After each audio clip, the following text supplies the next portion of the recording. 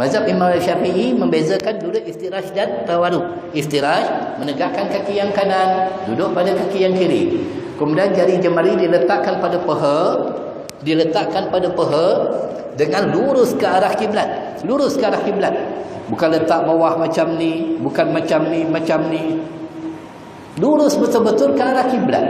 Persembahkan betul-betul di hadapan Allah, lurus. Bukan letak macam ni, tak tahu macam-macam. Sedangkan tak ada hadis yang membawa begitu. Nabi SAW rapat gini, kemudian dia. Kemudiannya apabila kita sujud kali kedua, Allahu Akbar, sujud. Sebelum bangkit pada sujud dipanggil jasratul istirahah. Duduk sebentar. Allah. Duduk sebentar tu macam istirahat tadi. Allahu Akbar. Baru naik. Sampai sini Allahu Akbar. Itu pada rakaat yang kedua. Jadi 4 tempat mengangkat tangan sunat. Allahu Akbar. Rukuk, Allahu Akbar. I'tidal, Sami'allahu liman hamidah. Bangkit daripada tahiyat awal. Tahiyat awal kita duduk istirahat, seumpama duduk antara dua sujud. Selepas kita tahiyat tadi, Allahu Akbar. 4 tempat sunat mengangkat tangan. Boleh tak kalau tak angkat? Boleh. Sah.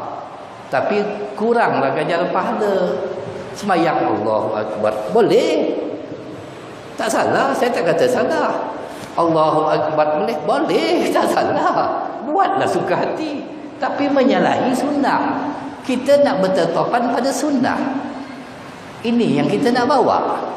Agar kita itu dipandang oleh Allah SWT mengikut jalan laqad kana lakum rasulillahi uswatun hasanah. Adalah pada diri Rasulullah itu contoh ikutan terbaik. Kemudian duduk tawaruk, duduk tahiyat akhir. Maka kita duduk pada lantai dengan menghamparkan kaki yang kiri. Kaki kanan ditegakkan, kata ulama begini, ditegakkan, elok dilencongkan jari jemari kaki yang kiri, maka akan terarah jari kaki yang kiri, jari yang kanan ke arah kiblat. Begitu juga dengan tangan kita. Ini yang kita nak bawa. Ini yang kita nak tunjukkan kepada masyarakat. Agar kita itu terpandu sebagaimana yang dibawa juga dalam kitab Munyatul Musalli oleh Al-Imam Al-Alama Al-Alim Syekh Daud Al-Fatani. Begitu juga yang terletak dalam kitab Minhajul Talibin, kitab Fathul Mu'in, bagai-bagai kitab turat, kitab fiqh, ulama-ulama terdahulu telah menunjukkan cara solat baginda Nabi SAW. Kemudiannya sehinggalah kita memberi salam, kum masih lagi ke arah kiblat. Assalamualaikum. Dalam mazhab kita, mazhab Syafi'i, tahiyat at-tahiyatul mubarakatuh salatu tayyib. At-tahiyatul mubarakatuh salawatu tayyibatul. Sehingga asyhadu an la ilaha illallah tu mazhab Syafi'i kita bengkok sedikit. Iaitu jari telunjuk diletakkan di bawah, jari dia bengkok sedikit. Ini dalam mazhab kita, mazhab Syafi'i. Kita tak nak masuk mazhab lain, kan pening kepada orang kan. Kalau mazhab Maliki dia ada goyang kiri dan kanan dan sebagainya, itu banyak. Kita nak bawa mazhab kita. Maka diturunkan sedikit sampai berakhir salam. Assalamualaikum warahmatullahi. Masih lagi macam tu. Kemudian baru alih ke sini, kiblat balik. Assalamualaikum warahmatullahi. Baru dilepaskan. Itu dalam mazhab Imam Syafi'i yang kalau kita nak ikut betul-betul, baru kita dapat pengajaran yang dibawa oleh Nabi SAW. Semua berdalil. Kalau kita nak baca satu kitab tu panjang sampai tahun depan tak habis lagi tuan-tuan. Sedangkan solat kita masih lagi belum betul. Kalau nak cerita satu-satu sebab itu secara terperinci. Kemudiannya subuh dan maghrib. Baik, subuh dan maghrib. Tadi kita tengok perbuatan imam. Alhamdulillah. Kenapa imam tidak beralih kedudukan selepas daripada salam? Kita tengok imam tadi. Imam muda kita tadi. Dia masih lagi duduk dalam keadaan tawaruk. Astaghfirullahalazim la ilaha illa huwal hayyul qayyum wa atubu ilaih. 3 kali. Maghrib Untuk mendapat kematian dalam keadaan husnul khatimah, barang siapa yang nak mati dalam keadaan husnul khatimah, maka beristighfarlah 4 kali pada waktu maghrib. Astaghfirullahalazim allazi la ilaha illa huwal hayyul qayyum wa atubu ilaihi rabbighfirli. Astaghfirullahalazim allazi la ilaha illa huwal hayyul qayyum wa atubu ilaihi rabbighfirli 4 kali. Itu dianugerahkan kematian husnul khatimah, kata ulama. Nak amal-amal, tak nak amal terpulang. Saya hanya memberi daripada apa yang kami ambil pada masyayikh-masyayikh kami, pada guru-guru kami. Baik. Jadi selepas kita istighfar waktu maghrib, tadi itu macam mana Tuan Imam telah pun menunjukkan contoh yang baik tadi itu.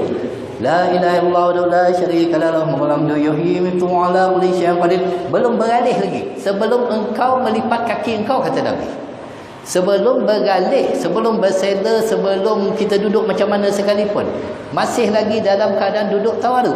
Sehingga 10. La ilaha illallah wa la syarika lahu mulhamdu yuhyi mitu ala kulli syai'in qadir 10 kali. Allahumma jinna minan nar, Allahumma jinna minan nar, Allahumma jinna minan nar 7 kali, barulah bergalih. Itu yang ditunjukkan oleh Tuan Imam tadi. Perasan tak? Itu yang sahihnya.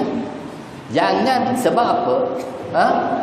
Barang siapa membaca zikir la ilaha illallah wahdahu la syarikalah lahul mulku wa lahul hamdu yuhyi mitu ala kulli syai'in qadir 10 kali ketika waktu subuh, ketika waktu maghrib, sebelum dia melipat kakinya, maka akan ditulis 10 kebajikan, dihapuskan 10 kejahatan, tidak akan ditimpa musibah yang tidak disukainya, tidak akan diganggu oleh syaitan. Seandainya dia mati pada malamnya, maka tidak akan dicatat dosa untuknya. Dalam riwayat yang lain, seumpama dia telah memerdekakan 10 orang hamba sahaya.